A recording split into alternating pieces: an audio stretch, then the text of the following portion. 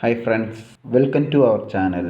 ഇന്ന് നമ്മുടെ എല്ലാം വളരെയധികം അലട്ടിക്കൊണ്ടിരിക്കുന്ന പ്രശ്നങ്ങളിലൊന്നാണല്ലോ യഥാസമയം സർട്ടിഫിക്കറ്റുകൾ ഉണ്ടാക്കുക എന്നത്. ഉദാഹരണമായി വരുമാന സർട്ടിഫിക്കറ്റ്, ജാതി സർട്ടിഫിക്കറ്റ്, ലാൻഡ് ഓണർ സർട്ടിഫിക്കറ്റ് മുതലായവ.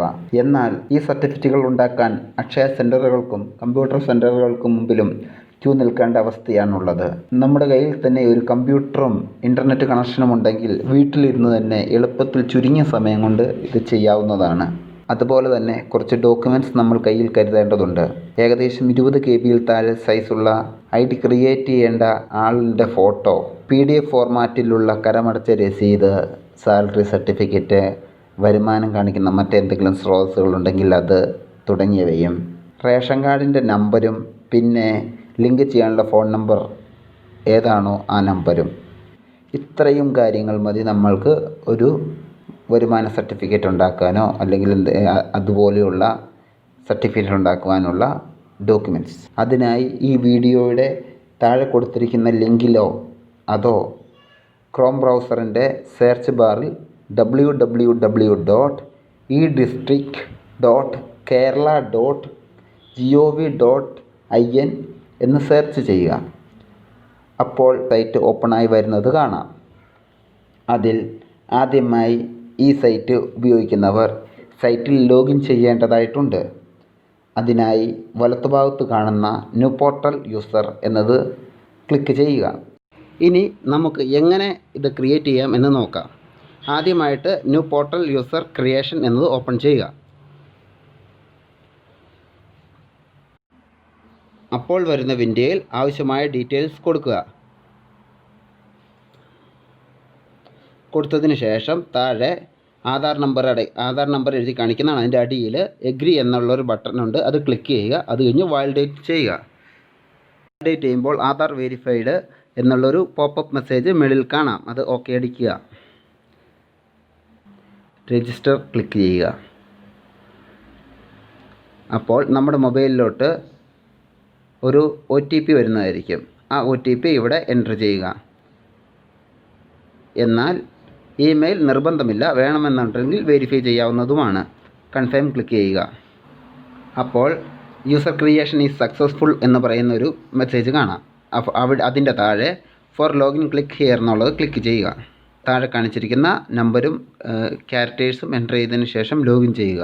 എന്നിട്ട് വരുന്ന വിൻഡോയിൽ വൺ ടൈം രജിസ്ട്രേഷൻ എന്നുള്ളിടത്ത് ആപ്ലിക്കേഷൻ രജിസ്ട്രേഷൻ എന്നുള്ളത് സെലക്ട് ചെയ്യുക. എന്നിട്ട് ആവശ്യമായ ഡീറ്റെയിൽസ് കൊടുക്കുക. നമ്മൾ ശ്രദ്ധിക്കേണ്ട കാര്യമെന്ന് ചോദിച്ചിട്ടുണ്ടെങ്കിൽ ഫോട്ടോ അപ്ലോഡ് ചെയ്യുമ്പോൾ 20 KB താഴെയുള്ള ഫോട്ടോ അപ്ലോഡ് ചെയ്യാൻ ശ്രദ്ധിക്കുക.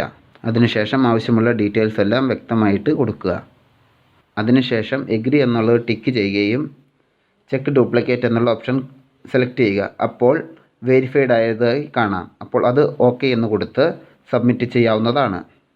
ഇപ്പോൾ നമ്മൾ ആപ്ലിക്കേഷൻ സബ്മിറ്റ് ആയിട്ടുണ്ട്. ഇനി എങ്ങനെ അപ്ലൈ ചെയ്യാമെന്ന് നമുക്ക് നോക്കാം. അതിൽ അപ്ലൈ ഫോർ സർട്ടിഫിക്കറ്റ് എന്നുള്ളത് സെലക്ട് ചെയ്തിട്ട് ഗെറ്റ് സ്റ്റാർട്ടഡ് കൊടുക്കുക. അതിനുശേഷം വരുന്ന വിൻഡോയിൽ 3 സ്റ്റെപ്സുകളായിട്ടാണ് നമ്മളിത് ചെയ്യേണ്ടത്. Application, attachments, payments. First applicants നമുക്ക് ചെയ്യുന്നത് എങ്ങനെയാണെന്ന് നോക്കാം. അതിനായി ഈ ഡിസ്ട്രിക്ട് രജിസ്ട്രേഷൻ നമ്പർ എന്നുള്ളത് സെലക്ട് ചെയ്യുകയും അതിൻ്റെ അടിയിൽ നമ്മുടെ ആപ്ലിക്കേഷൻ ഓപ്പൺ ചെയ്യുക.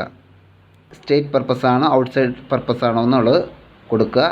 അതിനുശേഷം ഇൻകം സർട്ടിഫിക്കറ്റിനുള്ള ഡോക്യുമെൻറ്റ്സും പ്രോപ്പർട്ടി ഡീറ്റെയിൽസും വ്യക്തമായി കൊടുക്കുക.